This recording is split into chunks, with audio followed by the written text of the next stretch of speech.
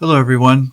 Before I introduce my guest today, I just want to say that this particular episode has a very special meaning to me. It's going to deal with depression and suicide. Having never suffered with either, I didn't understand for years the devastating impact it could have on those who deal with both of these things on a daily basis. And I've come to see firsthand just how crippling it can be for those who are afflicted. This show is going to be dedicated to a dear friend of mine named Lewis Shaw, who took his own life this past May. And Lewis was a young man who was very loving, very sensitive and caring. He was extremely gregarious and charming with a wicked wit and a wonderful sense of humor. He was also very quiet and introspective at times and very thoughtful. And Lewis was only 24 years old. He was 8 days from his 25th birthday. He is survived by his twin brother, his two sisters, and his parents, who loved him very dearly and who he loved with all his heart. He particularly loved his little sister, who he adored and thought the world revolved around her. Though I never met any of them except his brother via WhatsApp for him to tell me the tragic news, I felt as if I knew them because he talked about them so often and just how much he loved them. He called me on May 1st, 2 days before he took his life. I was unable to take the call because I was with a client at the time, and this still haunts me. I miss his infectious laugh and his beautiful smile. He was a true friend, and I love him and I miss him very much. And my heart goes out to his family. Lewis, this show is dedicated to you, my friend.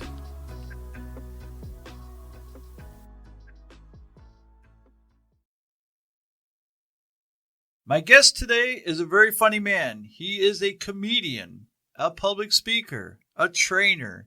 He's also the host of the Suicide Prevention Punchline podcast and author of the new book called Guts, Grits, and Grind. And his name is Frank King. This is the Powers Project. 这是台湾的 Powers 计划。日本から The Powers Project. Aus Deutschland das Powers Project. Dall'Italia il progetto Powers. Powers Project.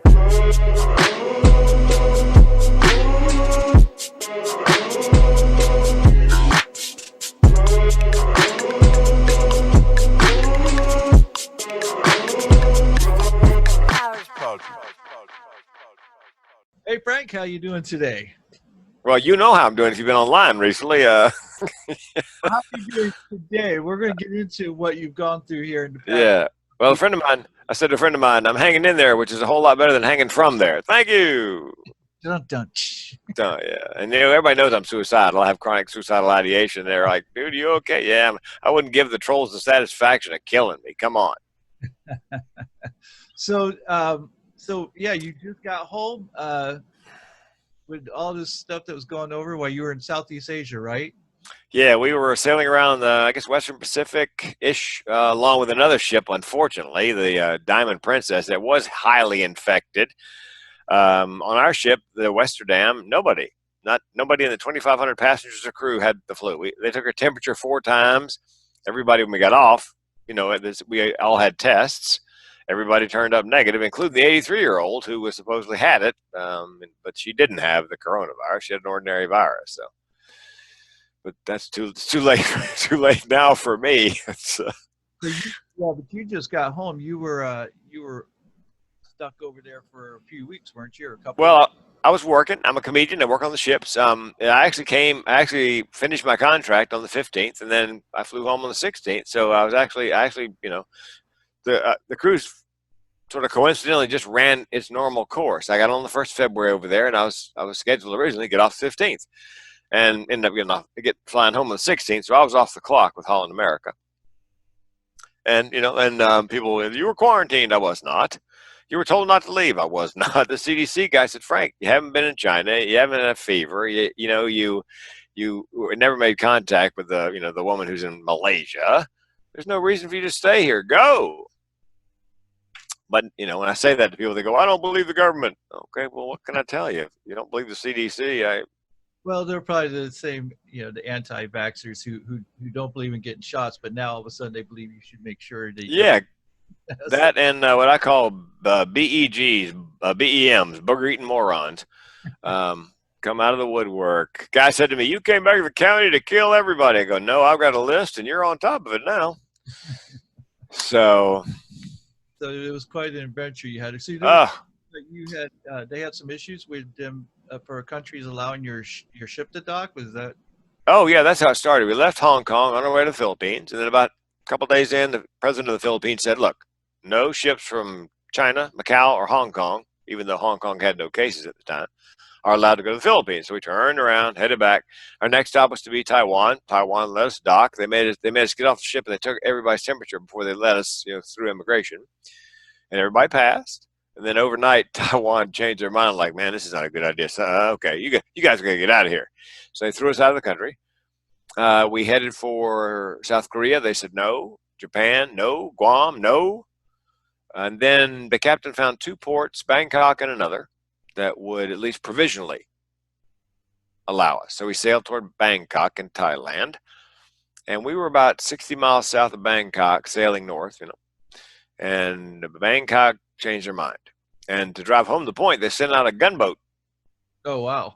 Honest to God, gunboat. Yeah, one of the passengers said he saw the guy working the front gun waving it at us like he's going to throw one across the bow like John Paul Jones or somebody. So apparently the Thailand Navy thinks that Speed 2 cruise control was a documentary, I guess. So we turned around and went to the second port that was going to have us, which was in Cambodia, a smaller port. The problem there was no international airport, so they had to, Holland America had to charter Airbuses to get us to Phnom Penh, which is a big international airport, capital of Cambodia. And they flew a couple of flights out, a couple of planes full. And on that one of those first planefulls, when that woman made it as far as Malaysia, Kuala Lumpur, and she spiked a fever, and that froze everything in place. Nobody else moved. Still people on the ship, people in the hotel. Nice hotel, though, like 5-star hotel. But it's I wanted to get back. I was off the clock. Had gigs coming up. People go, "You did it for money." Well, yeah, it's my job. And they said I could go. I'm not sure you would have stayed either, but So my mistake was, and I'm sorry by the way if that anybody got scared or anybody is scared. I wouldn't want to scare anybody. And if I had to do it all over again, well, the CDC cleared me. I guess I could stay in Cambodia, but What would have been the purpose though, other than And I don't think that those kind of people you could do anything to appease them. I don't think they would ever want you back. That's how. Oh, as a matter of fact, in today's I was looking at the web today online, stories about that. There are people coming back from the Westerdam group. That was my ship, Westerdam, that are still facing backlash, even though they tested negative. Like I said, there's just a group of people who, because here's why. They go, well, people who test negative still can carry the whatever in 14 days. Well, that may not be the incubation period. And so, yeah, I just before we got on the podcast, somebody sent me a note, and I just said, look, I got cleared by the CDC on one end. I got cleared by the CDC here. I reported to my local health department, and they said, fine, go about your business. And if you don't believe any of those people, I got nothing. I mean, we're going to tell you. Yeah, so we changed our phone number. I shut down 3 personal social media accounts because people were calling my house and posting my map posting pictures of where I lived on the, so got a call from a comic friend yesterday. He goes, Frank, I heard some comic traffic this morning here in Eugene. They're getting together. They're going to picket your house. I said, no, I'm not kidding. They never showed up. I said, well, my German Shepherds will love that. Hey, boys and girls, fresh meat. Exactly. So no, they never showed up. I just, it's too far out of town for those. I mean, a guy living in his mom's basement probably had to bicycle out here. So yeah, it's funny how we live in the land of the brave, and yet we have so many people who are scared, of their own shadows, that they have these unfounded fears that they carry with them everywhere they go, and exaggerate them, to the nth degree. And they want traffic. They want to, they want people to share and like and Right. comment. And I've got pictured in my mind, because I'm going to coffee on Tuesday at a place where I go for coffee all the time, and I'm having a friend come with me. There's just a little backup there, where, just not physical backup, but just somebody sitting with me, and I just picture somebody coming in and just going off on me, and I'm going to go, you know what, you may be the bravest person I know, because everybody else who's had a problem with me, they're doing a line. they're at a distance. They know I'll never know who they are, but you had the courage to come in and confront me. The courage of your convictions. I mean, I really admire that. I don't agree with what you're saying, but man, that takes some cojones to come in here and, in person Wait, and was help it about you coming back?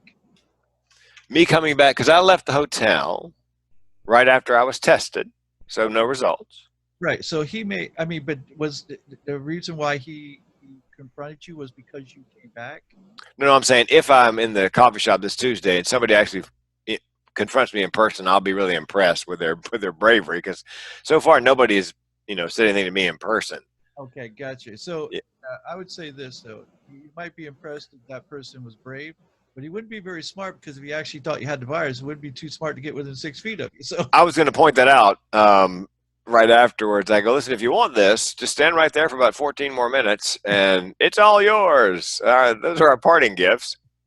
exactly. A friend of mine said, Frank, what would really upset those people is if you got the virus and recovered. That would really make them mad. Yeah. Well, so all right. So give me a rundown here. So you do comedy for these cruise ships, for some of these cruise ships. That's part of what you do. I know you're a corporate comedian. Yep. You have a show that we're going to talk about as well that you do. So you were on this ship because you were contracted with the cruise line to do Yeah. this. I have one cruise line, Holland America. I do stand up, 10 weeks a year, maybe usually during the slow convention times like Christmas, Thanksgiving, summer, when nobody's conventioning. And I was going to ramp that down anyway, because it doesn't pay near as well as speaking does. And well, I don't have to ramp it down now. It's pretty much in Middle Earth.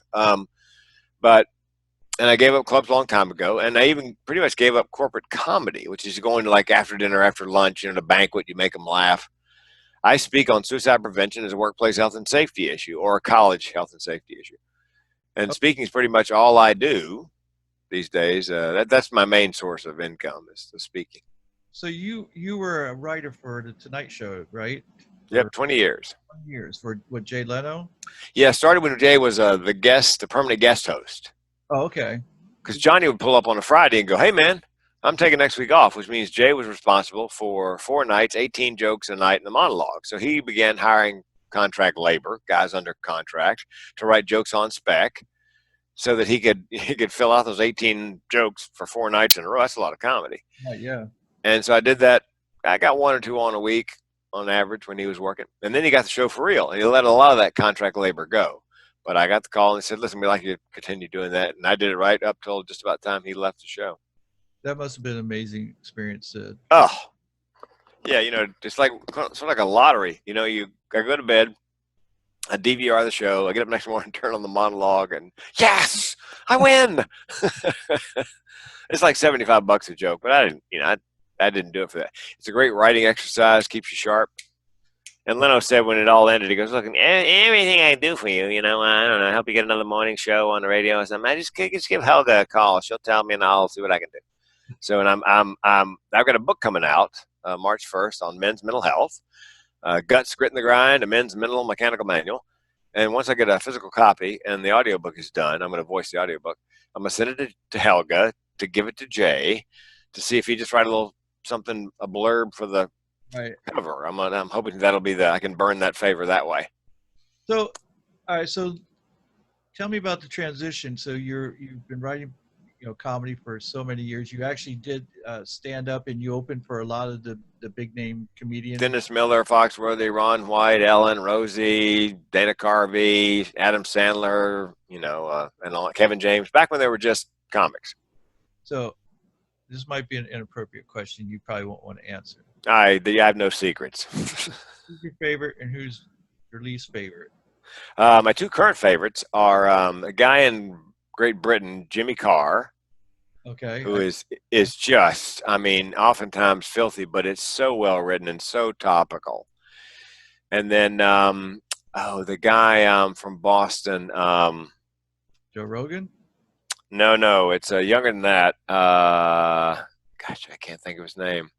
He's just a friend of mine turned me on to him. He's been around a long time, and I couldn't believe there's anybody that funny that I'd never heard of. It'll come to me before we finish, I imagine. But those 2 guys, and he's raw. He's also like Jimmy. He's not PG-13. Probably R is where he is, but it's really well written. He's one of those comics. You watch him, you think it just looks like it's coming off the top of his head, which is brilliant. You know Right. he's rehearsed it over and over, but Right. the magic of comedy, by the way, is making it sound like it just occurred to you. And Bill Barr, Oh, Bill Burr. Bill Burr, yeah, Bill Burr. Oh Yeah. my God, yeah. Here's how I got hooked. I went on YouTube to find him, and I clicked on, starts rolling, and he goes, "Yeah, my mom. She said to me one time, how come you can't be more like your father?" And I said, "Fine, I'm leaving." I'm like, "I'm in, Bill. I'm all yours." That's good writing. It's absolutely in my top 4. I have Ricky Gervais. I absolutely Oh man. Oh God. yeah, Yeah. a brilliant guy. Dave Chappelle and Joe Rogan, and Bill Burr. Those are my top 4 favorite comedians. And Let me just tell you something about Ricky. He's got a show, I'm sure you know, on Showtime, not Showtime, on Netflix called Afterlife. yes, that's a great. And yeah, and I'm watching it, and he's saying his boss is trying to cheer him up after his wife died because he's depressed and suicidal. And Ricky goes, "Look, don't try to cheer me up." He goes, "Look, it's bad. I'm depressed. I'm suicidal. If it gets too bad, I'll just kill myself. It's kind of my superpower." And I'm like, "Oh my God, somebody on that writing staff or Ricky has chronic suicidal ideation." And the next episode, and I've had this fantasy before, 2 guys come up to him with knives and say, "Give us your wallet." And Ricky goes, "What are you going to do if I don't give you my wallet?" And they go, "We're going to kill you." And he goes, "For a lot of people, that would be an inducement to turn over." And I've had that fantasy. I'm gonna kill you if you don't give me your money. Oh, really? God, I've been trying to do that for decades. Listen, my wife's going to get $1 million. You might want to hit her up for a little loan after I'm gone. So Ricky, that's why I love. I mean, plus he did what was the last thing he did? Wasn't the Oscars, the Grammys or something? He did um, most recently. yeah, what does he do? Not Grammys. American. Was it the Golden Globes? What was it? I think it was. Yeah, it was brilliant. Oh my God, people are complaining about it. No, it's just. It was amazing. So, I didn't even think about that because when you and I had talked previously, um, you know, we didn't talk about that show, but it didn't even occur to me. Yeah, that show would hit home to you so much. And when you said that killing himself is his superpower, that's very much that's a thought that a person with my condition, chronic suicidal ideation, has all the time. People go, "There's no solution for that." Yes, there is. Let's delve into that just a little bit. Let's start off with that, because here you are, and let me tell you this: I was so happy to have found you. Really? You're the only person this week said that, by the way. We're not within 6 feet of each other. That's right. That's why we're doing. Oh, I see. That's why we're doing this on Zoom. I got it. Okay.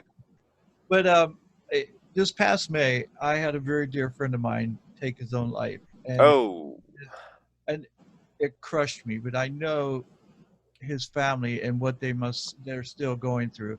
And he's somebody. He was very young. He was in his early 20s. Mm-hmm. He attempted to take his life on several different occasions, and he lived in England, and so they have mental health care over there. They've got health care over there. Yeah, exactly.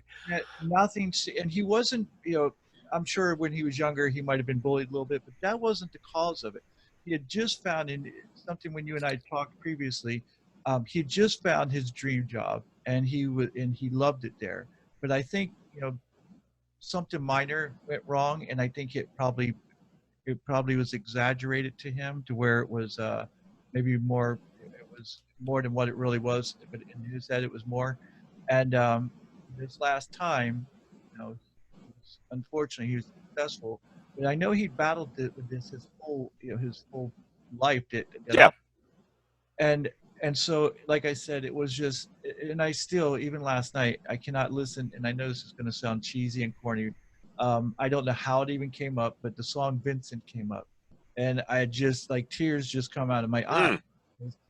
There's a line there that the world's not meant for one as beautiful as you, and that was him. He was just a person that I just think sometimes, maybe the world's just too harsh for people like that. And so I was so happy to find, because I actually reached out to people who were part of the mental health program here in where I live, and no one returned my call. And I was thinking, well, I'm really glad this was an emergency. Poll, please. Exactly. So when I found you, I was like, you were answer to a prayer. So I'm really glad I found you. And so what I want to talk about is like, the process that you've gone through. I know that, for instance, you were saying that while you were working on the Tonight Show, and Yep. that you were suffering with depression and suicidal thoughts the entire time. Is that Yeah, it's people don't understand that it's not the blues or being sad or it's if it's a clinical depression, it's like I tell people who have ordinary clinical depression, it's like a wheel that's got a flat spot on it, and every now and then the wheel bang, and it usually lasts 2 3 days to 2 weeks, and then it recurs when it comes back around the second, and so it's I've been depressed and most suicidal at some of the best times in my life. Bills paid, mortgage paid, bookings on the books. No reason, beautiful day, living wherever, lovely wife, great life, basically. But I always wondered what would happen if I was feeling that way and things were bad. And I found out when we filed bankruptcy and lost everything. That's when I figured out what the barrel of my gun tasted like. How did that happen? What brought you to that point? I mean, where you were bankrupt and had a gun. Oh, during the recession, my speaking business dropped off about 80%, and we just bought a big farm for $500,000-$600,000, but we put half of it down, put $300,000 down because we liquidated everything else. So I figured, you got half equity, you're bulletproof, but the payments were like $2,300 a month, and then we had some rental property with some negative cash flow, and then when your income drops off 80%, we just, it wasn't like I was doing coke and buying flat screen TVs and whatever. It just couldn't keep up with the negative cash flow. So we filed a Chapter 7 and lost everything. And again, my wife, people who have mental illness oftentimes are far more empathetic, to, as you said in the song Vincent. Yeah. It's part of the problem, I believe, is that we feel things more acutely, the pain and suffering of other people. And so it wasn't my pain. If I'd been single, I could have probably sailed through it. But it was her pain that was leading me. And I thought, well, you know what? I got $1 million life insurance policy. She's going to be brokenhearted, but she's not going to be broke. And so I called my insurance agent. I said, how long have I had the policy? Because I'd sold insurance. I knew this particular policy had a 2-year suicide clause. Anytime in the first 2 years you kill yourself by suicide, they just return the premiums. If you wait 2 years and a day, she gets $1 million. And so my insurance agent goes, you had it 22 months and don't do it. Because he delivered checks in the past after getting a phone call like that. And he told his wife when he hung up, he thought for sure I was going to kill myself. So I had to wait 2 months. I was not going to leave my wife brokenhearted and broke. Right. I was going to make sure she got the $1 million. And see, people think suicide is a selfish act. Aren't you thinking about the people you're going to leave behind? Yeah, as a matter of fact, most people who are thinking about it are thinking about how the world would be better off without them. It's called a burdensomeness. They really think, I really thought, sure, I'll be gone, but she'll have $1 million, can restore herself financially, and she'll move on. So it's really, I know it appears selfish from the outside, but from the inside, it appears selfless because you think everybody would be better off. It's an irrational thought, but that's how the process works. I would imagine your friend had a similar thought that, the world's just better off without me. And it was probably something, like you said, there's something with a job, not really a big thing, but most anything can trigger these feelings. They don't cause the feelings, but if you're at a point in a bad spot and something triggers it, and your guard is down or whatever, it can lead you to, taking that option of suicide. I'm sorry. I wish, and oftentimes it's somebody who's very successful. You hear it all the time. College kid, graduated first class, just got a scholarship to play football at Stanford. Every girl wanted to be his girlfriend, and then he just got a scholarship at Stanford to play football, and very successful. And oftentimes people with mental illness like that are high performing. They set higher standards for themselves than they do that others do. Do you think that there's this unreasonable expectation that they put on themselves that they think everyone expects from them, and that they don't feel like they can live up to that? Is that maybe part of it? Because I know you said there's different types of suicidal thoughts, like there, are reasons that people commit suicide. Like there's circumstantial, um, Situational. or situational. Yes, Yeah. And most people have gone through a time in their life, divorced, got fired, came back from Cambodia when they, even though the CDC cleared them, everybody thinks they're a horrible person. That people, my friends are sending me notes, dude, you okay? Because, but I mean, ordinary people, neuronormal people have divorced, bankrupt. I mean, they think, yeah, I've had many people tell me, Frank, I got divorced from my first wife and got bankruptcy. And I thought, man, I could fix this. But it was just a fleeting thought, maybe antidepressants for a couple of months to just sort of right themselves. And then, but yeah, for us, for the mentally ill, it's more than a passing thought. Well, Um, as far as my friend goes, and his name is Lewis, and he would call me, and I know, and I wanted to ask you because you mentioned that you use Coke. Do you think? And I'll get. no, I wasn't buying Coke. Yeah, yeah, yeah, I'm glad. yeah. I was buying real estate. Is the problem? I had a real estate addiction. Okay. Well, he used substances like alcohol and drugs, and I never knew if that kind of exacerbated the issues that he was dealing with or not. If that, um, Well, ironically, probably. Yes, it probably did. But he probably, I imagine, he did that. A lot of people do for self-medication. right, and that's what I got from him. The thing was is he would often call me, and but the way we would call and talk to each other, it was never strange for him to call me, and if I couldn't answer because I was with a client or something, it was never strange that if I called him back, he didn't answer. He'd wait a couple weeks and call me again. And this last time, he had called me on May 1st, and I didn't answer because I was with a client, and I called him back probably the next day and didn't hear from him, and I didn't think anything about it because again he would call me within a week or two, and then all of a sudden he didn't call me, and I started to wonder what he was doing. So I left a message and his brother answered me, and he told me that he had taken his life 2 days after he had called me, because I know that he had called me before to talk him down. Yeah, And I felt, I can't even tell you the feeling that I had. sure. That, If I'd just taken that phone call, it's called exactly. survivor's guilt. Yeah, if I just taken the phone call, we were supposed to have a beer, but I had to pick up the kids from Little League. So if I just, if I'd been nicer to him in the elevator, yeah, it's very common. My guess is, by the way, if he was that close, he was perhaps calling because 8 out of 10 people who are considering it suicide are ambivalent. They want somebody to step in, and 9 out of 10 give hints during that last 7-day period. So he may have been calling in hopes that, that he could, that you might say something that would, but he may have been calling just as a way to finish unfinished business, just to say goodbye. A lot of times people go around, yeah, he came by my house the other day, hadn't been by forever, just to see how we're doing and say hi and sorry I haven't been in touch, and then he's gone. And you realize he was just tying up loose ends all over the place, unfinished business. People give away prized possessions because they want to make sure they go to the people they want them to go to when they're gone. They put their affairs in order so nobody has to deal with the unpaid bills and and that kind of thing. It's not, and they call people either maybe in hopes of you perhaps talking them down, or just it could have been simply just to say goodbye. Right. So because he may have called and you just guys chatted, no, I'm fine, and then 2 days later, you realize, oh man, he just called to say goodbye. He just didn't want to go without. Yeah. Yeah, it's a part of the pain for a lot of people. Survivors is the mystery. I didn't know it was a problem, but you knew in his case it was a problem. But a lot of people, I had no idea. He never told me. Why didn't he tell me?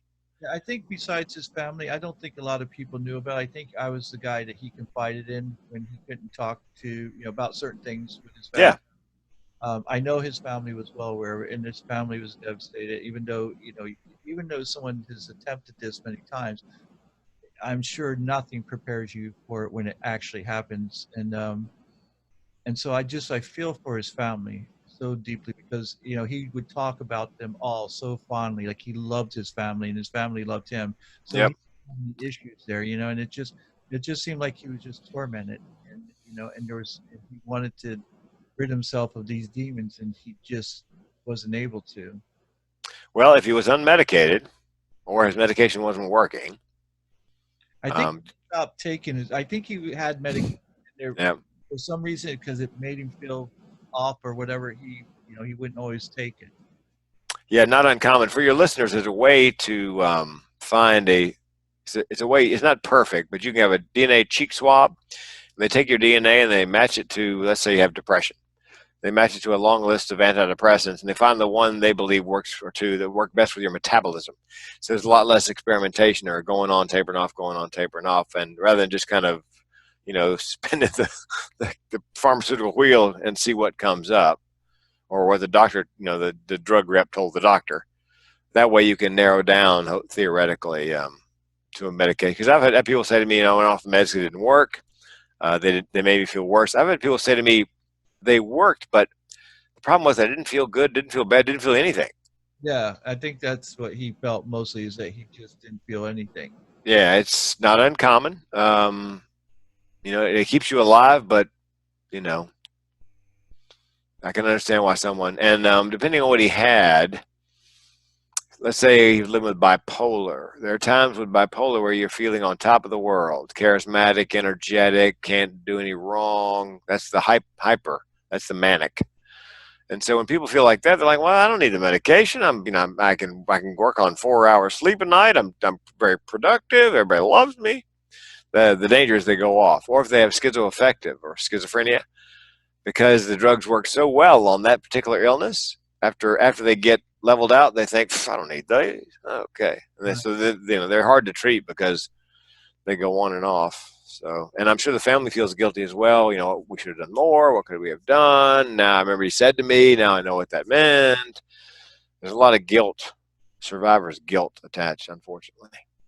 So, in your estimation, I mean, are there main causes, or do you think there's one cause? Do you think there's several different causes for people? Because someone like me, I can't honestly say that I'm ever depressed, and I've only had a suicidal thought once, and I actually tasted. When you said you know what the barrel of your gun tastes like, I had that happen to me once. It was when my mother was killed in a car accident, and I really didn't want to live at that point. Yeah. It was, and it's to those who are listening to this show, I can only tell you that it was my mother who passed away who stopped me. It was her voice I heard that stopped me from doing it, because and this is the first time I've confessed this to anyone other than two other people in my life. My own family doesn't know that I went through that. But that is the only time in my life that I've ever even thought about it. And in fact, I used to tell people, if there's ever a note that's left that says somebody killed me, I said, That's right.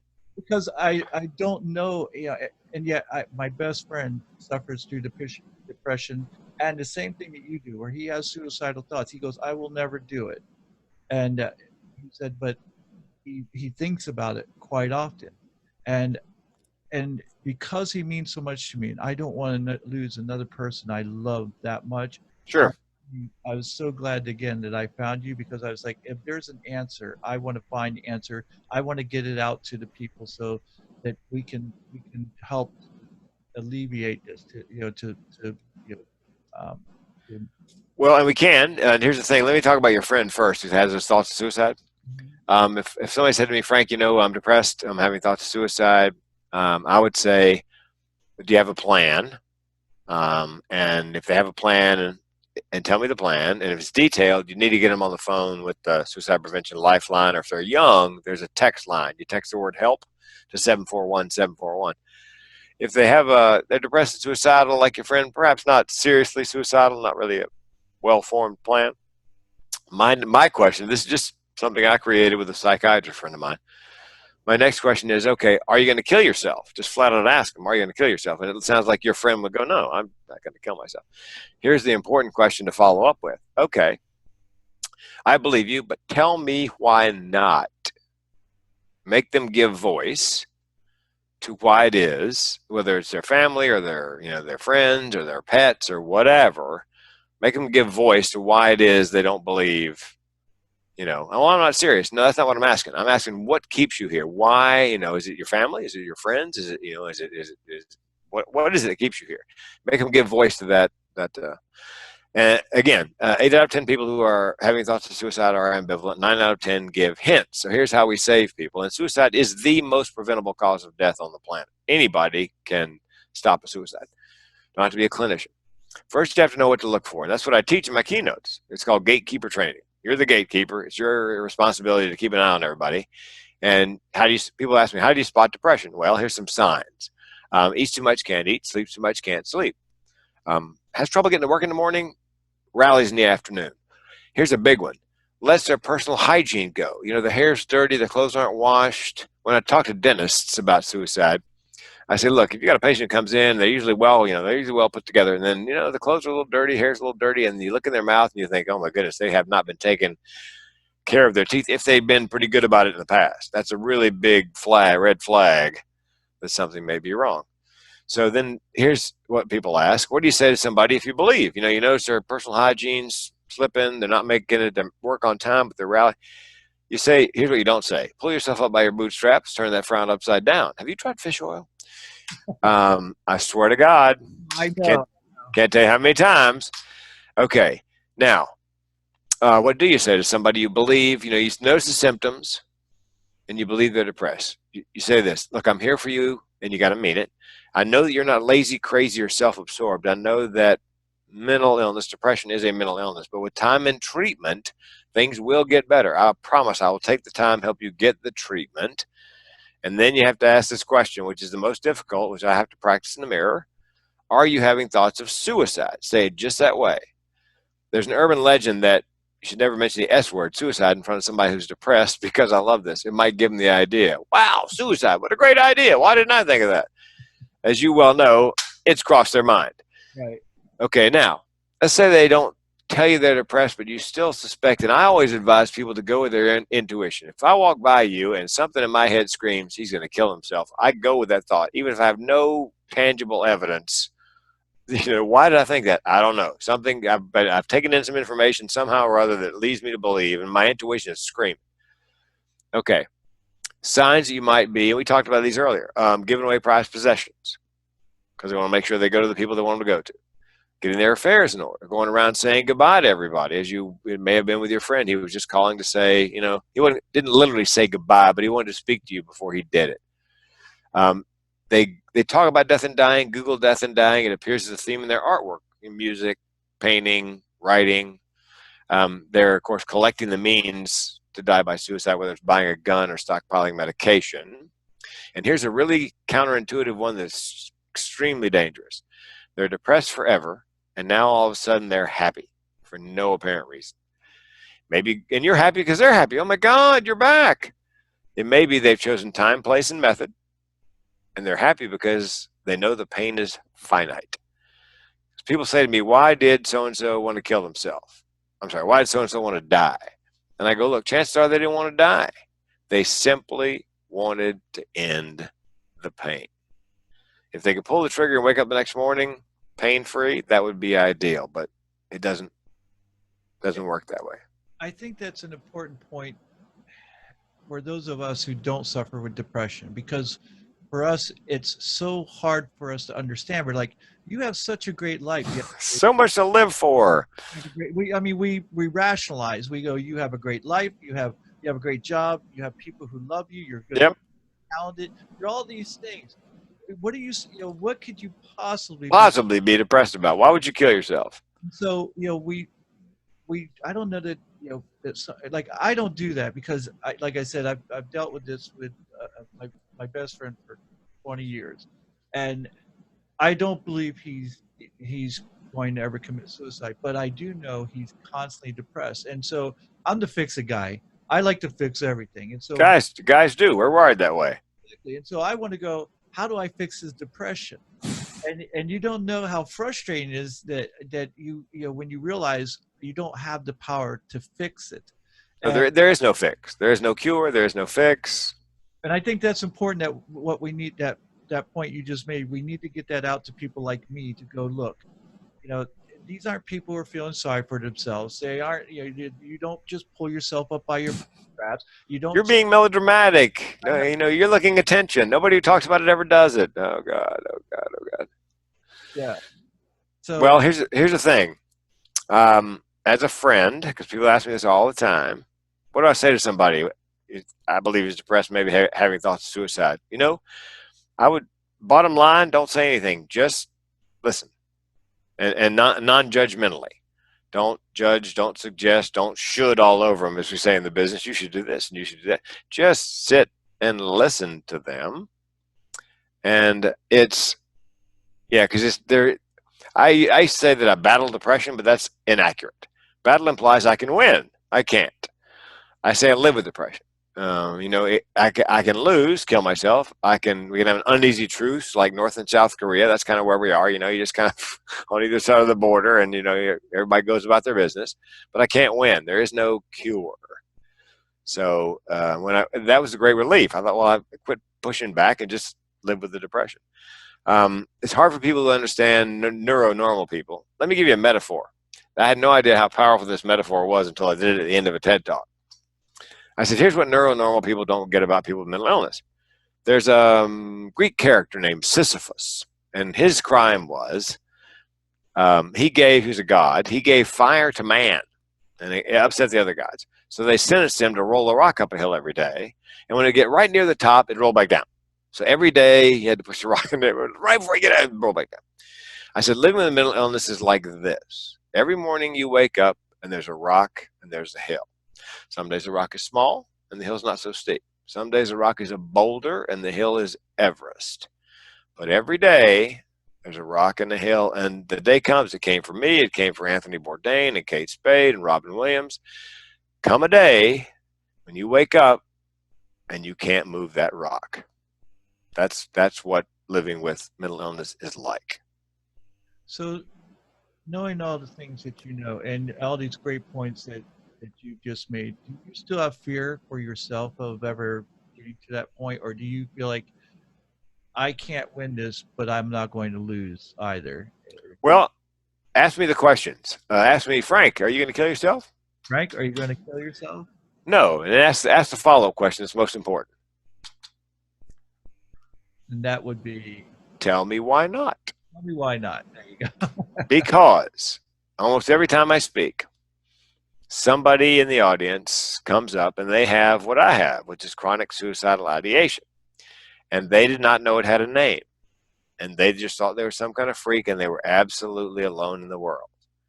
And I had a woman come up at a dental conference, and she was crying so hard she couldn't speak. So I said to her, you have chronic suicidal ideation. She nods her head. I said, you didn't know it had a name. Nod. I said, you just thought you're some kind of freak. Nod. Well, do you have a therapist back home? Nod. I said, well, when you get home, set an appointment, tell the therapist everything you learned today. And for God's sakes, tell him you Googled it. Don't tell him you learned it from a comedian. And she smiled a bit. And a week later, I got an email from her. Frank, I think I was at the dental conference simply to meet you. You've changed my life, and I cannot say that about a lot of people. So one day, after this happened over and over and over and over and over again, I'm standing outside of a building on the campus of University of Montana Billings. It's dusk. It's starting to snow. I can hear a river in the distance. And I had this thought, oh my God, I am the character George Bailey in the movie It's a Wonderful Life. I've been shown what people's lives might be like if I weren't here to let them know they're not alone. And my second thought was, oh no, I can't kill myself because I take all these people with me. Oh, so that's my why. Is if I were to go, then all those people that I would have spoken to, who would suddenly realize they're not alone, and maybe I would take them just far enough off the path to suicide they live a normal life. I would end up taking them all with me. So that's why, and it's very therapeutic for me, that thought that I'm helping people who otherwise might have continued down that path because they just thought they were completely all alone. Nobody else in the world understands. Do you allow yourself to enjoy fact that you actually help people? Do you do you give yourself credit and go, I'm doing some amazing work? I mean, not in a way to where you're, self-serving, but Mm. you can take credit and go, I know that I'm doing really good work, and that you feel good about it. Or does Yeah. you not allow that? No, absolutely. Because as a comedian, when I was in the insurance business right out of college, I got to see all the great um, motivational speakers, the Zig Ziglars, and those, the old school guys. And I thought, man, I could do that if I just had something to teach somebody. I always wanted to make a living and a difference, but I just never had any idea what I could tell anybody that would make any difference to anybody. And then after the near attempt for me, thinking back about my family, and I thought, that's it. Because people ask me, how'd you pick the topic? Well, the topic picked me, actually. It's, I go to sleep thinking about it. I wake up thinking, I live it. And because when I sit on stage in front of a group and I say, I can tell you what the barrel of my gun tastes like, anybody in that room with mental illness snaps to attention because they realize instantly that, oh my God, he gets it, as opposed to a clinician. So my job is to make them realize they're not alone. And the other 75% of the people, the neuronormal ones, my job is to explain to them what the 25% of us are going through and how to help. So it's like I said, just 25% of people suffer from mental illness, or in the U.S., roughly 25% either diagnosed, undiagnosed, treated, untreated. Yep, 25%. One mental illness or another.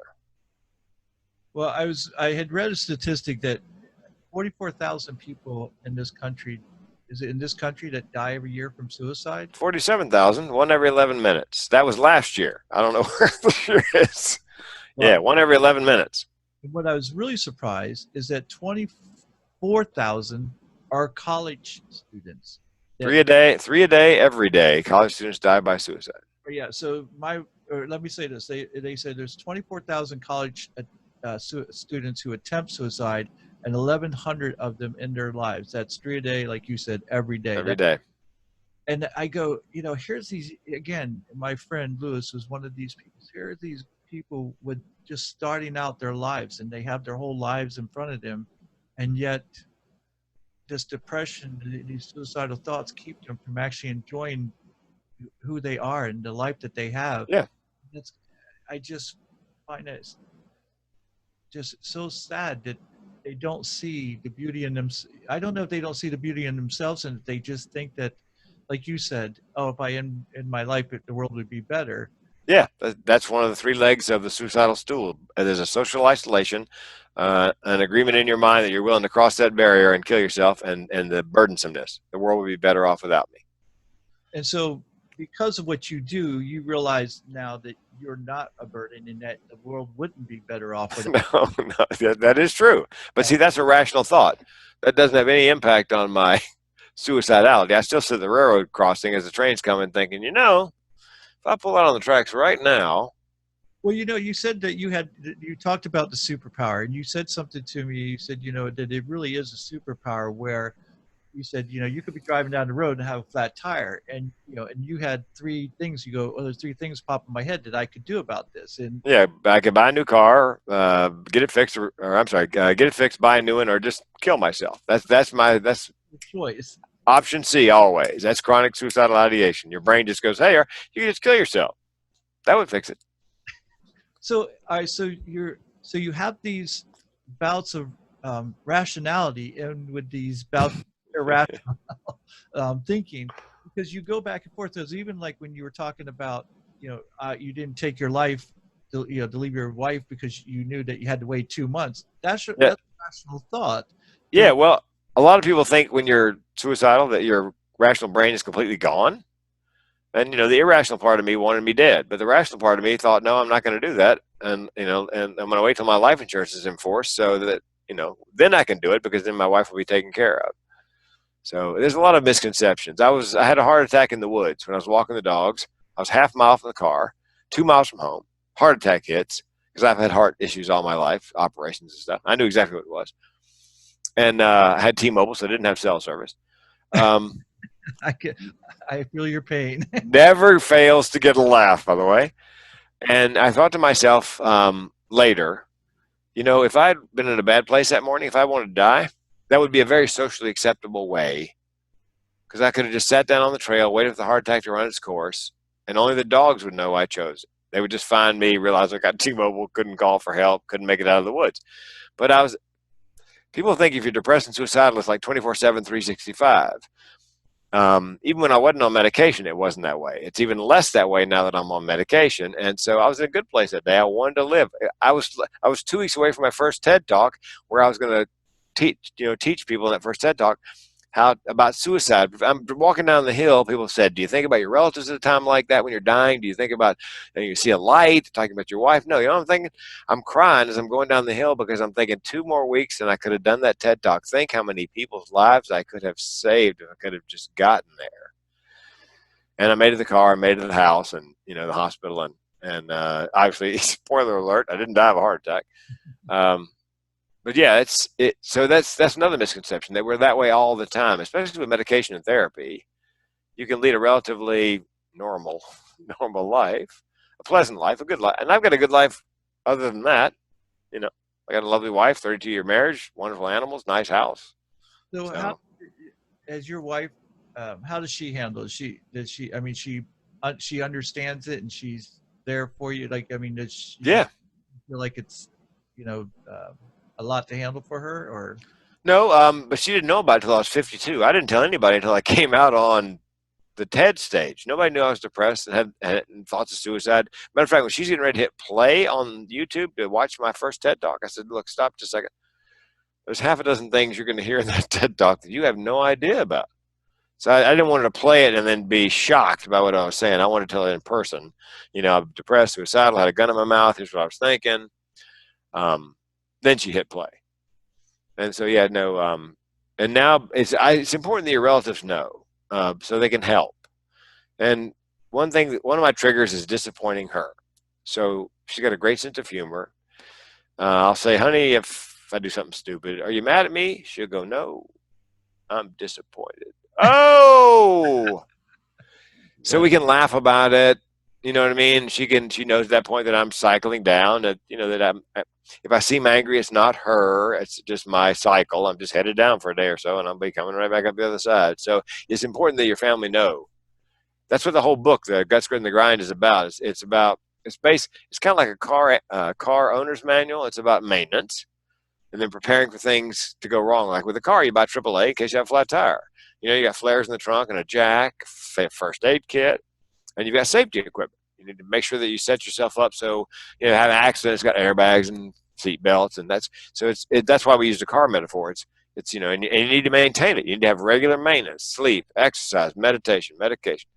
So that's why it's important for everybody in your life to know, I've got this issue. If you had diabetes or some other chronic illness, you would certainly let people know.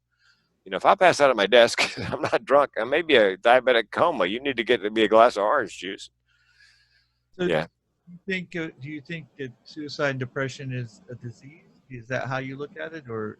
Yeah, it's like cancer or diabetes. It's a chronic illness, more like diabetes, high blood pressure. Cancer is not a chronic illness, but high blood pressure, diabetes, irritable bowel syndrome. Like you said, as long as you eat right, exercise, those things. Those are things that all help keep you from having that, let's say, high blood pressure, or like from being as suicidal, or having the thoughts as often, or being as depressed. Yes, because your brain's in the book we say, if men took care of their cars the way they take care of their brains, you better buy a bus pass. If you let that go, if you don't change the oil and top off the fluids, and rotate the tires, maybe put new brakes on it occasionally, you're going to have problems. That's why the metaphor works so well. Is that mental health? They call it a safe care plan. You have to work your safe care plan.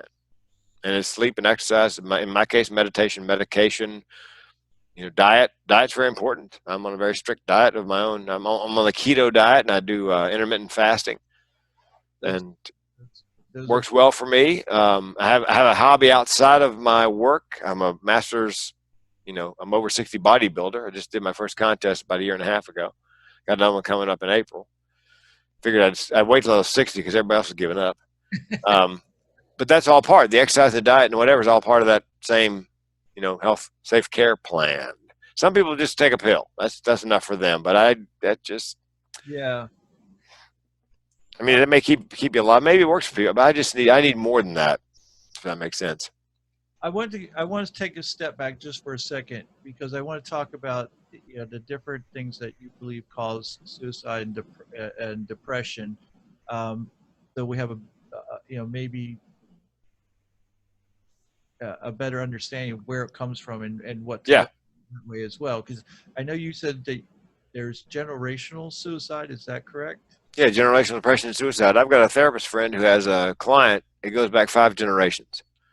So each generation is hardwired for depression, thoughts of suicide. Now, that doesn't mean everybody in the family is depressed and suicidal.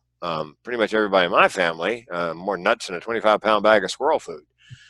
But each one has a different issue. My sister has anxiety and depression, but no thoughts of suicide. My cousin has anxiety and depression, but again, no thoughts of suicide. So but I mean, my grandmother died by suicide. My mother found her. My great aunt died by suicide. My mother and I found her. I was 4 years old, and it was awful, ugly. I screamed for days. So maybe that can up the chances that you'll take that option.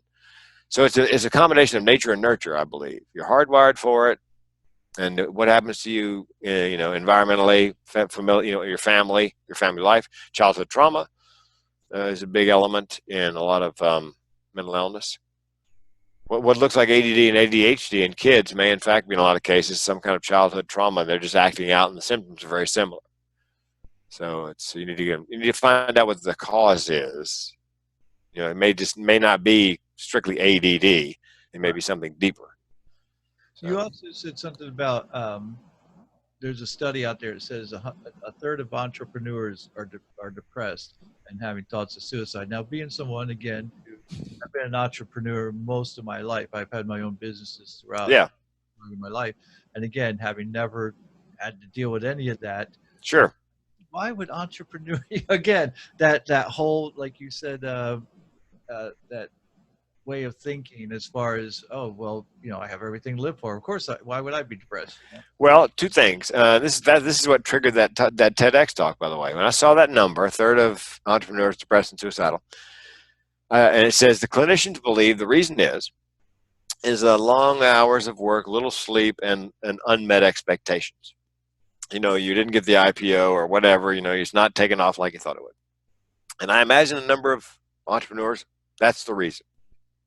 But the hypothesis in my TED Talk was, but suppose those entrepreneurs are like me in that they were doing something else. They had this amazing dream, and they were miserable in the life they were leading because they knew they should be over here on the other hand doing this other thing that they just knew was what they should be doing, like me in comedy.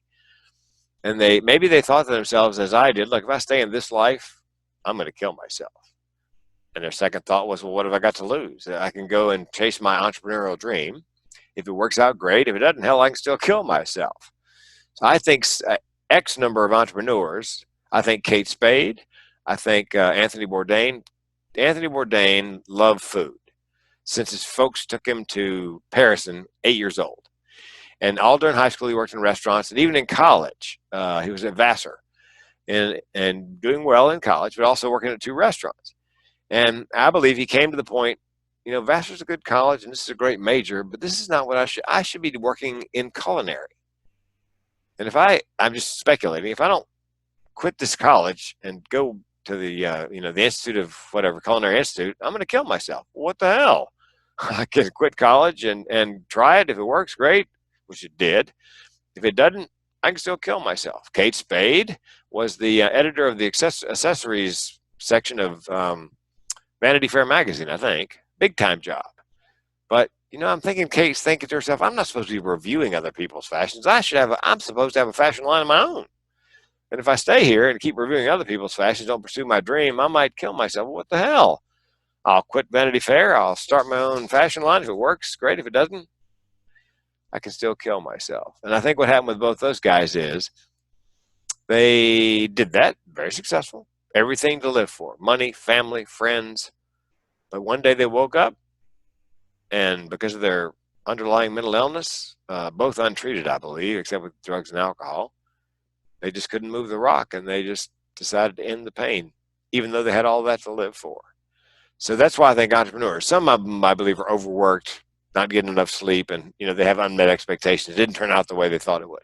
But I think there's a slice of them like me and Anthony and Kate Spade and others, because I've met them, that just thought, I'm miserable. I'm going to kill myself. Well, I'm going to try this. That's how they became entrepreneurs. And there's nothing more powerful, I believe, than somebody with absolutely nothing to lose. I mean, I was willing to put my life on one roll of the dice, be a comedian, because I knew if it didn't work out, it's okay. I'm in the exit row in the airplane, sitting next to the window. I'm out of here. You're right. That is a superpower, because if people thought that way, I think they would take more chances. Instead, they live in fear, which is a sort of death of its own, if you ask me. Well, think about this. I have a twin brother, let's say, also very funny. But he's got a wonderful wife and a good job he likes, unlike the insurance thing I was doing. But he's funny, man. He just knows he should be a comedian. And he goes through the same thought process. I could quit my job, divorce my wife, try comedy. If it doesn't work out, oh my God, I've lost everything. Right. So that's, it's the devil you know versus the devil you don't.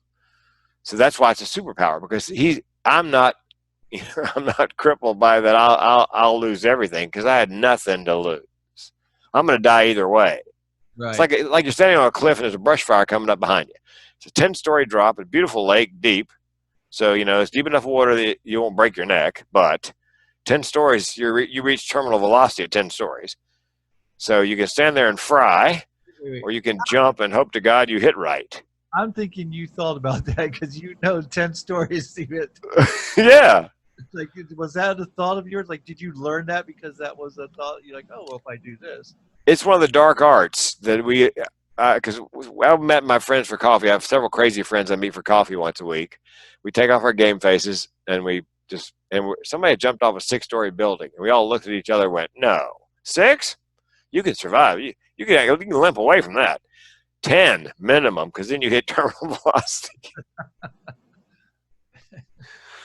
Yeah, so I didn't really have any choice. The fire's coming up behind me. It's going to fry me alive. So, I could jump. The fall could kill me. But then I might land right and swim away, and, that's kind of where I was. I think there's power in the fact that you're able to laugh about these things as well. Now, I was going to ask you about Robin Williams. I'm sure that what you just said about Anthony Bourdain and Kate Spade, that that the same thing, the same process probably happened to him, where he just woke up one day and it's like, Yeah, and he had it stacked up against him. He had an aortic valve replacement, which can depress you, because I've had 2 of them. He had a sitcom that failed. I think his memory, whatever Parkinson's-like ailment he had, it wasn't Parkinson's, but something in the same family, I think. It was beginning to rob him of his memory. I think he was bipolar, but he never admitted that. In part because in Hollywood, if you're going to make a movie, they buy a life insurance policy on you. Because if you die during the production for whatever reason, they want to recover their costs. And if you tell the insurance agent, when they ask you, have you ever been depressed, bipolar, whatever, thoughts of suicide, you say yes, you may not get that life insurance policy, and he wouldn't be able to make a movie.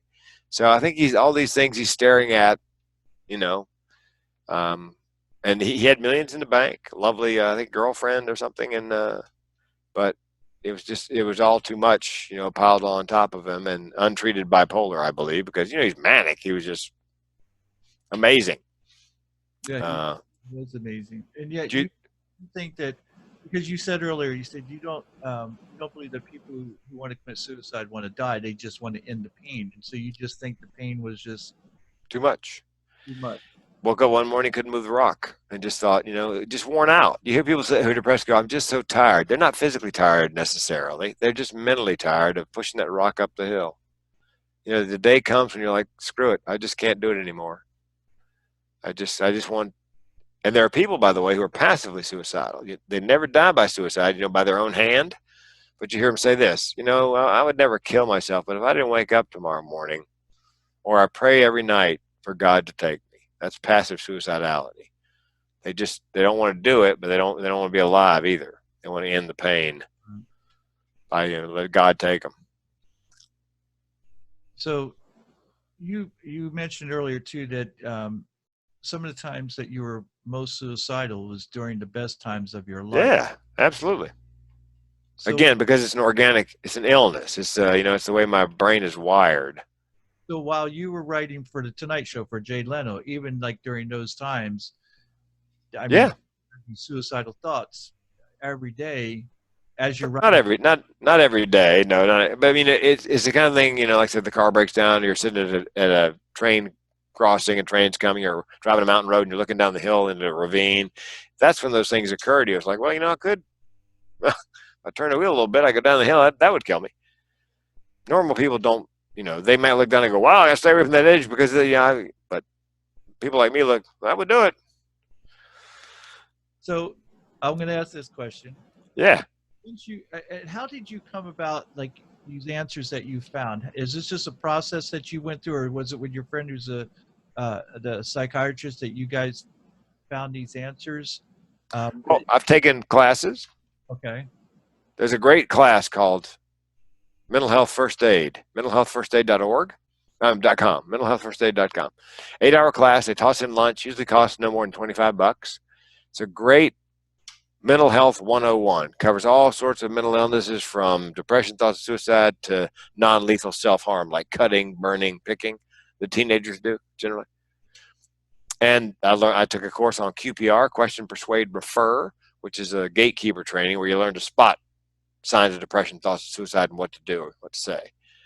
And then there's a Working Minds program, which is more for business. Working Minds, suicide prevention is a workplace health and safety issue. OSHA has just come out with a curriculum on suicide prevention in the workplace because they finally figured out, we're all about preventing. Oh my God, we should have a suicide prevention curriculum. Yeah, because I just did a safety thing, big safety convention. They're all about the active shooter drill. And I get on stage. How many people here have been involved in active shooter drill? Almost all 1,000 hands went up. I go, you're in the safety business, the prevention business. Active shooter drill is not prevention. It's mitigation. You're just trying to keep the body count down. Right. Why not have somebody like me come in and teach all your supervisors how to spot signs of depression, thoughts, suicide? So if somebody at work has those thoughts, you can talk it over with them. And let's say they got a beef with another employee or employees. Why not bring somebody in to teach you guys, what's it called, where you sit down and you work out your problems, conflict resolution. So you get everybody together and you work out, figure out what the conflict is and try to resolve it. And that way, maybe you never have to use those active shooter drill skills because you settled it midstream before it got downstream and opened fire. So so I've had training in that way, but a lot of it is just, the way I think, the way my mind works. I understand oftentimes how somebody who's mentally ill is thinking because I've been down that road. And that's why I put my phone number on the screen when I do a keynote. Look, if you're suicidal, call the lifeline. If you're just having a bad day, call a crazy person. Give me a holler. Yeah. Because, I'll just listen. I'm not going to judge. And get this. A guy called me one day and he goes, oh, my God, this really is your cell phone number. I said, how mean would that be? Put a number up there. I said, I'll make it even meaner. Here's the comic in me. Hold, please. And the next thing you hear for on hold music is another one bites the dust. Then another one down, another one down, another one bites the dust.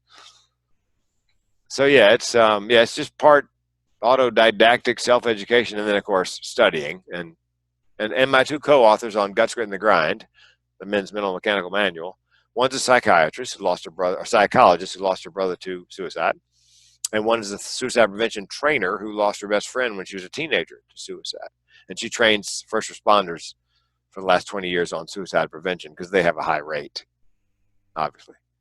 So I've learned a lot from them as well. It's called Guts, Grit, and the Grind? Yeah, Guts, Grit, and the Grind, a men's mental mechanics manual. Again, looks like an automobile owner's manual. And it's got, 12 stories of guys.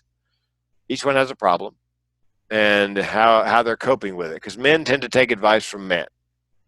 So we're hoping a guy would pick up the book, find his same problem, and go, well, let's see how the guy's dealing with it. And then might say, well, God, if he can do that, I can do that. Plus, it's got exercises and resources and clinical information, all that stuff in there. But really, it's a guy's manual for guys. So Because guys when does take this come out? March 1st. March 1st. Oh, Yep, it'll be on Amazon, Barnes and Noble, and the girls and ladies, the two other co-authors. Yeah, Frank, would you make it funny? Oh yeah, I could do that. And I added the car metaphors like this. My favorite. Don't you wish the man in your life had a check engine light? Light goes off. He goes to the mental mechanic, and the guy goes, "Bob, of course you're depressed. You're a quart low on serotonin." Wouldn't that be easy? But it doesn't work that way, unfortunately. do you find that are there any type of supplements besides medication, like serotonin, for instance? Do any of those things help, or are they just? Yeah, I ran on one called SAM-E, SAM-E, 400 milligrams first thing in the morning. That's how I got to be age 60 without taking any medication. I took this because SAM-E is good on mild depression. It's also good, by the way, for your liver and your joints, in case you're wondering. Really? You can buy it at Costco. You can buy a 60-day supply, 400 milligrams a day, for like $30. My wife and I both take it. And you buy it at Costco. Everything in Costco. You can't buy like 20 tablets. You got to buy 60 tablets. But you can buy a 2 month supply at Costco for like $35-$40, and it was just enough for me to take the edge off every day, And then I turned 60. My wife goes, just ask your doctor about something, antidepressant. And he picked one for me, and it's called Wellbutrin. And it just happened for me. It worked like a charm. 3 weeks into it, my first thought was, I hadn't had this thought since high school. First thought was, I like my life. Oh my God, where'd that come from? I mean, I have a good life anyway. My second thought was, was I waiting to take this medication? Because I thought, man, this is how normal people feel all the time. It doesn't make me high or giddy. It just takes that sort of sharp edge off the depression. Amazing. So you had this thought, like, about your life that I like my life. Like your life. I liked it before. I've got a good life. I'm doing doing a love for a living. Beautiful wife, nice house. It's a good life. But I hadn't had that single thought unbidden. I like my life. Whoa, where'd that come from?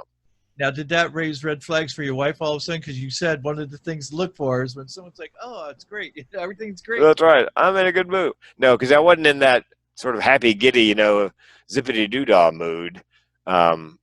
She noticed at 2 weeks a difference in my attitude. Because people with mental illness think nobody notices, which is not true. Right. They just don't say anything. But she noticed a difference in 2 weeks, but didn't say anything. So I wanted to see if I noticed the difference. And a week later, bingo, I could tell a difference. So I've been doing that. My doctor wanted to bump it up, but I said, no, it's just enough to get me by, which is fine. Some people that Wellbutrin I've discovered either like half and half, either 50% of the people hate it. The other 50 are like, best things in sliced bread. So it's just one of those things, you have to figure out which one works for you. Right. So. I mean, that's good that there's something out there that can help.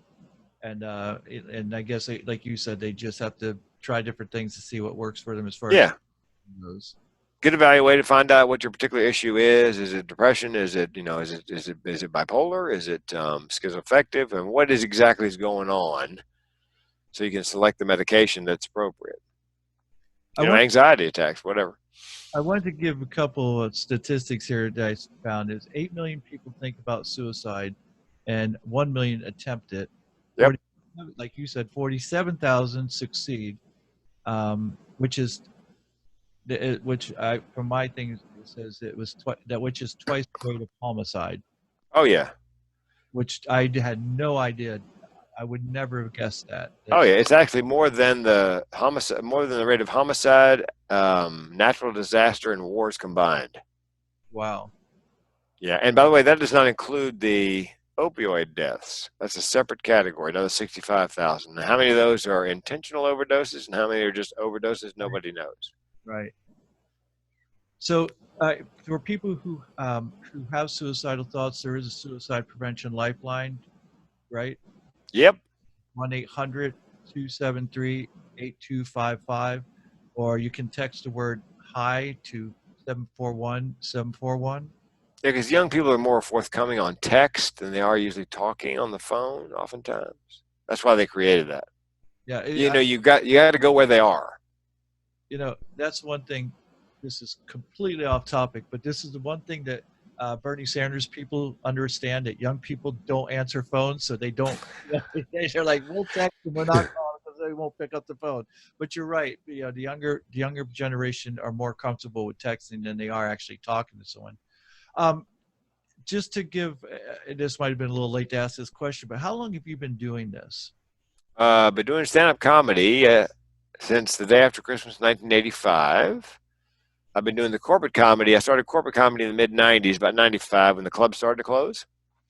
And then in 2010, when I came close to ending my life, I began to make the transition to speaker with a message. And I think that actually kicked off 2014 when I did that TED Talk in September 2014. That's when my, suicide prevention public speaking career began. And then I decided in 2018, January 18, that that's all I'm going to do. I'm just going to be a suicide prevention speaker. I mean, don't get me wrong. I'll still take a comedy gig if the money's right. But in terms of marketing and branding, that's all I do.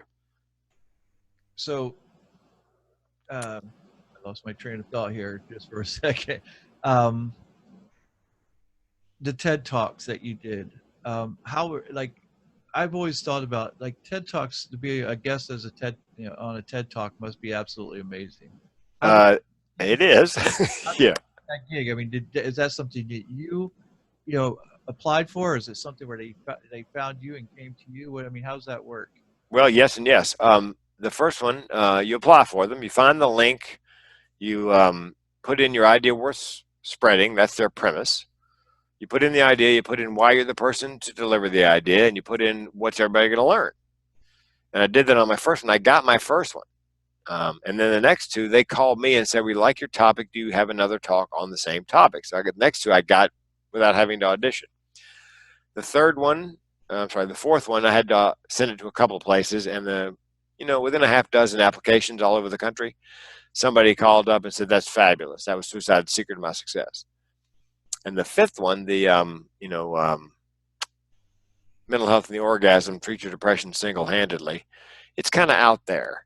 And it's a little unusual topic. So it took me 15 tries, 15 different TEDx cities before somebody thought it was the best thing they'd ever heard. Okay. Do you have a video of that particular? It's not up yet.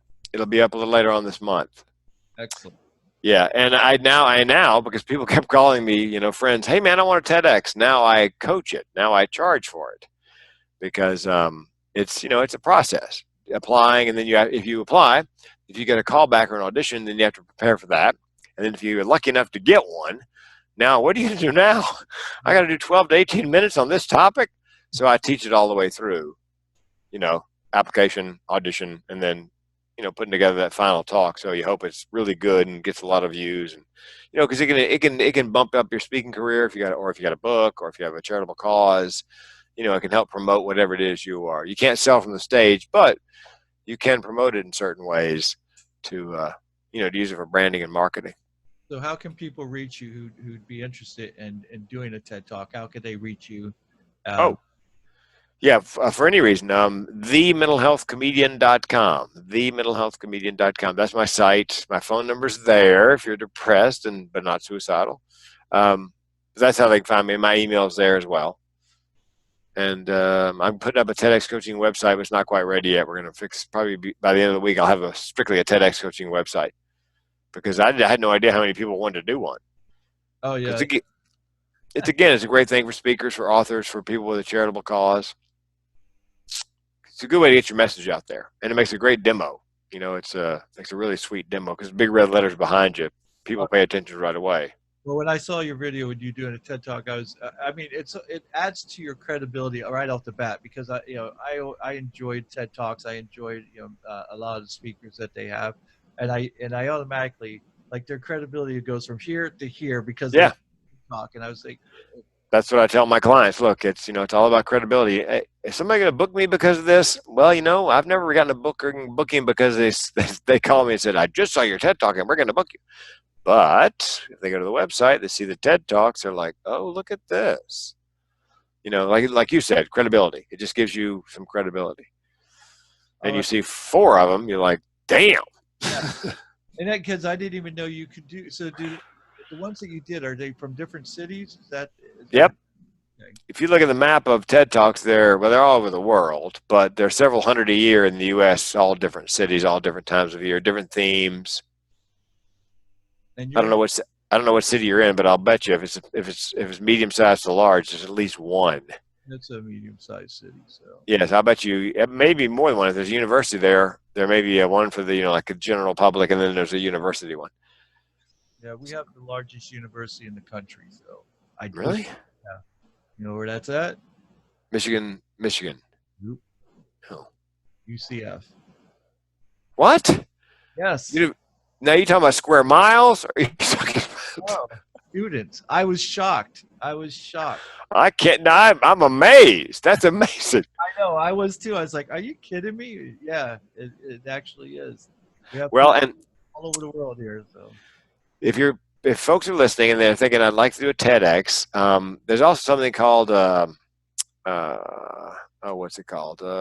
This Is My Brave is one for people with mental illness. It's a theater show, usually once a year, and you go and do a 5-minute audition. It's kind of like a TED Talk, only it's usually wrapped around a mental illness issue.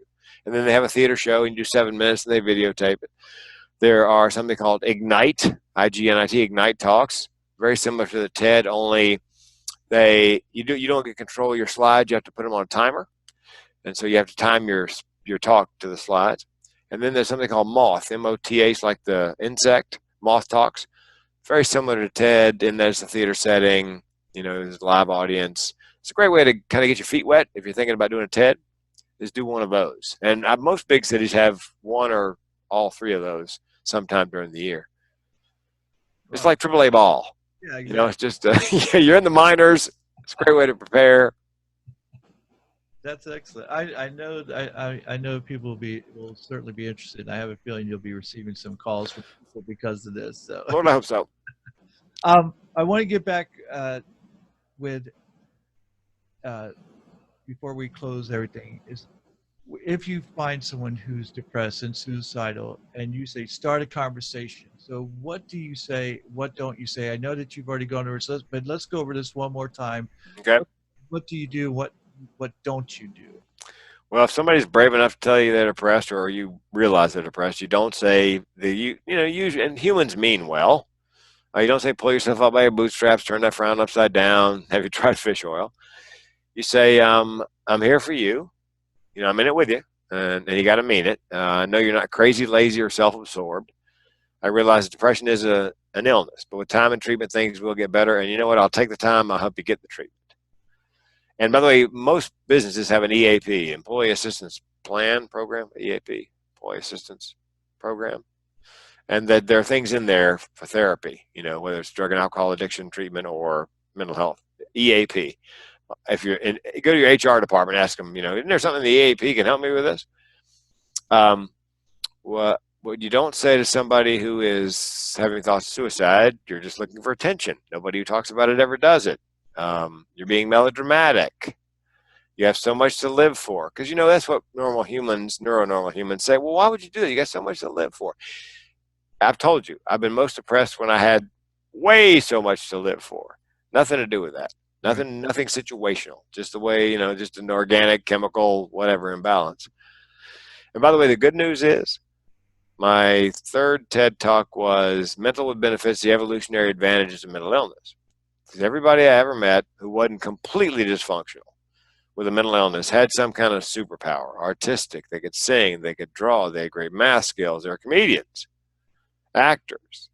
And I began to think it can't be a coincidence that all these people with mental illness also have these other abilities. Wow.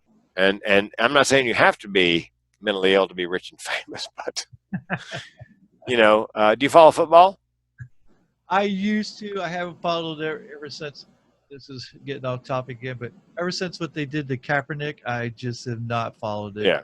Well, let's go back to college. And Johnny Manziel, Johnny Football, he turns out he was bipolar. He didn't get diagnosed till he got, blown out by the Cleveland Browns after 2 seasons. but he's bipolar. So I believe he achieved those things he achieved, the first freshman to ever win the Heisman and all those other things, in the manic state, when you are charismatic and energetic and making great decisions and don't need much sleep, and and so as long as he could stay in that manic state, he was an amazing football player. The problem was he was self-medicating with beer, and he would slip into the depressive state, which is more dangerous than just simple depression. More suicides in that depressive state. But he was able to hang on and maintain that through college, and then through 2 years with the Cleveland Browns. But then it caught up with him, because beer as a medication only works for so long. Right. And then he flamed out.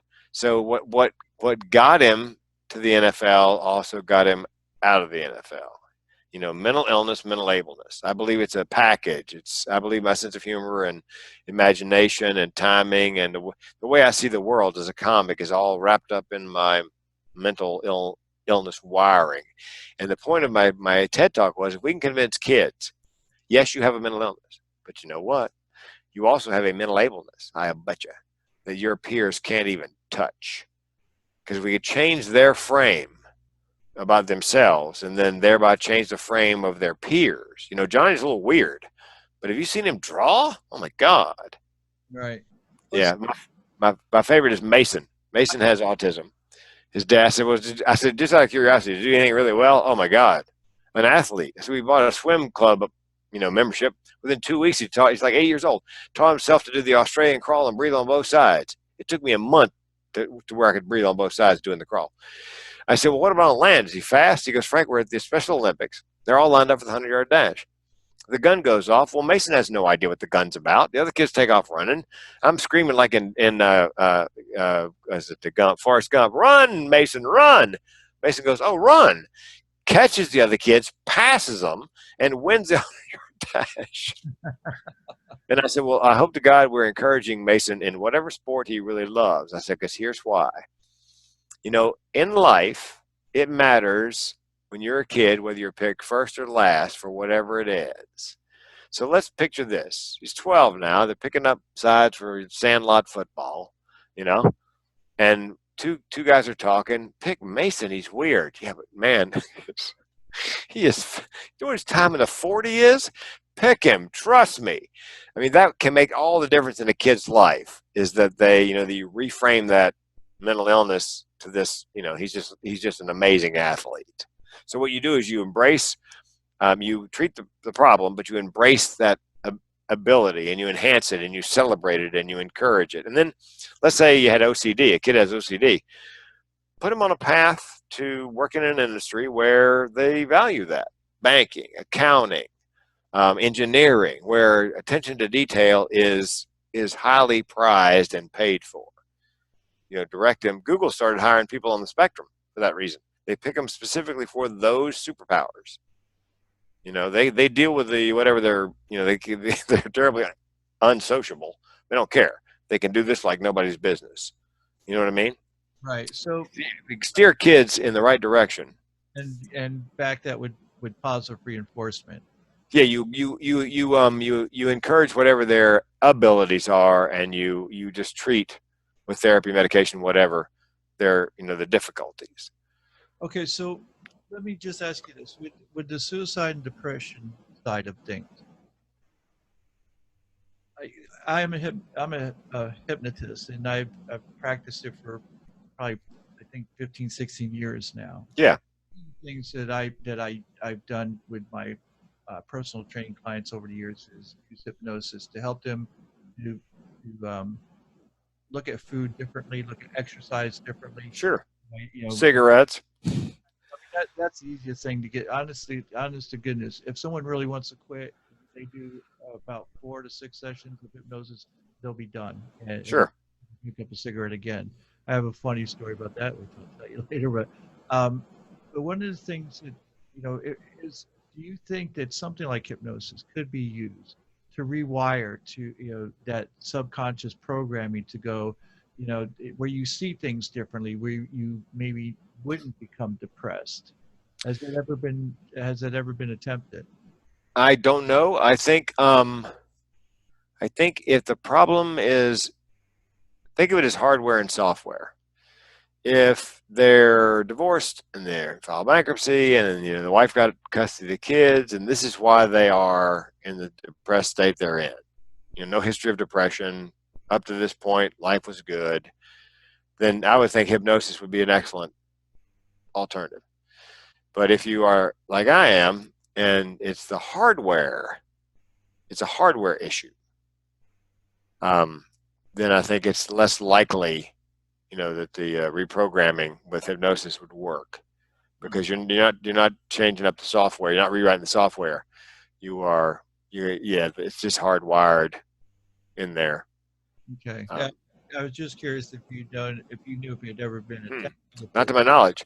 I know, I believe it's been used on things like PTSD successfully. There are a number of things that work on PTSD that are sort of unconventional and not pharmacological. Things that where you rewrite, you change it's kind of like a movie. You change the endings. You change you can rewrite the movie. Well, I refer to it as like if you remember back in the day when we had the cassette tapes, 90 minutes cassette. Yeah. Tape. I remember one time I had Conway Twitty on one side and Kool and the Gang on the other. My friends thought it was weird, but you could change that music whenever you wanted to just by hit the switch. Yeah, change the side. So that's how I look at the subconscious mind, is that it's just this tape running, and it's running the programs that you've had since you were a child. And what we can do is erase those and lay down new tracks, if you will, that are beneficial for you now, instead of ones that are of no use to you any longer. And so it just got me thinking, I wonder if that would work with depression, or if that's just, I think situational depression, it would. That's just my opinion. I think people like me, my sister, my cousin, it's all part of the wiring. It's just the way our brains process. It doesn't have to do with, it can have to do with trauma. My dad died when I was 8 on my birthday. It was Thanksgiving. That was kind of traumatic. But yeah, it's something like that. Something like the grief involved in that. Because one of my co-authors said, Frank, you never, how'd your family grieve when your dad died? Well, we didn't grieve. Nobody spoke about him for like 4 years. What? You didn't grieve as a family? No, it's just my mother's way of doing things. She goes, you need to see somebody who does grief therapy, because you need to work through that. That's not going to cure your depression, but there may be a slice in there of your depression that is tied to that. And so you could, like I said, you could rewrite, you could put that to bed. right. You could work through that and then put it to bed. That kind of thing, I believe, would be where hypnosis would work on that. Let's go back in time. Let's go back, and let's work on rewriting or overwriting, I guess, like I said, on a tape. You can overwrite it, or a computer. You can overwrite on the software. So yeah, I think for that, something like that, where it may be just a slice of the problem. Did you go? Or trauma is a slice of the problem. Let's say they're hardwired for depression, but they also had some kind of horrible childhood trauma. Then yes, I believe hypnosis could be. I believe it would work. Did you go to the grief counselor by any chance? No, have you any idea how hard it is to find somebody in the mental health business? There's such a shortage. I have a woman call me back from the county community counseling center. So I've got a phone call into her. I just got to call her back and go, hey, you got anybody deals with grief? Because when my co-author said that to me, you need to have somebody talk to somebody about that, the hair on my arm stood up, which tells me that somewhere in my monkey brain, somebody's going, fucking right, yeah, God, no, wait, absolutely right. Why? What took you so long? So that tells me, I got the hair standing on my arms now. That tells me that I need to go in and see somebody about that particular slice of my depression. Well, I know in this country that the mental health departments are so understaffed, and because there's just no funding for it, and I know that's a big issue in our country, and that's and I hope that's something that we can change. Well, and to end on a positive note, there's an outfit called NAMI, National Alliance Mental Illness. Do you know NAMI, National Alliance Mental Illness? They've got a chapter in pretty much every county in the country. And they have peer counseling and family-to-family counseling and classes if you have a child that's got schizophrenia. And everything they do is free. Really? NAMI, National Alliance Mental Illness. Just look up your county chapter. They're a great resource. Yeah, That's great. it's I volunteer with the local and the state chapter, and again, everything they do is free, so it doesn't cost you a dime. See, this is kind of information that you have that needs to get out there. So, I again, put that in the show notes. NAMI, National Alliance Mental Illness. You might even look up whatever county you guys are in, and put the phone number or the website for that particular county. okay, we'll do that. In fact, all right. So before we go, I want to make sure that you have your website again. Say your website one more time. TheMentalHealthComedian.com. You have a YouTube channel. So, same thing. Facebook, same thing. The website for the book is www.guts, G-U-T-S, grit, G-R-I-T, grind, G-R-I-N-D, grits, guts, plural, grit, grind.com. And there's a forward there, an explanation of the book, and it'll show where you won't. By March 1st, it'll say something about buy it here. That's excellent. Well, Frank, I cannot thank you enough for Sure. it was a pleasure. You've been a wealth of knowledge, and Yeah.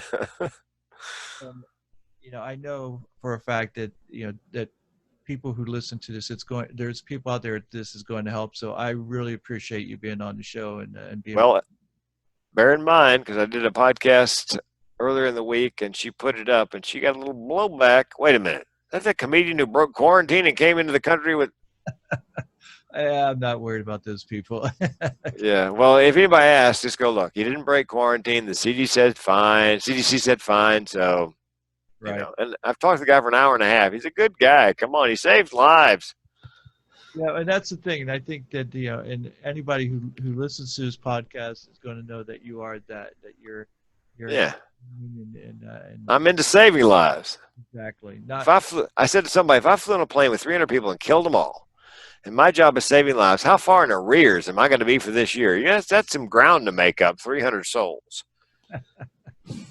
Well, thank you again. I thoroughly enjoyed this, and thank you for all the advice and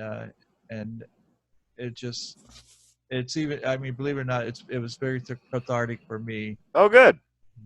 About my friend, and so I appreciate that. Well, let me know when it posts. I'll share it all over my social media, do a press release, all that kind of stuff. I'd love that. Oh, yeah. All right, folks, that's going to be it for today. Thanks for joining us, and we'll see you soon.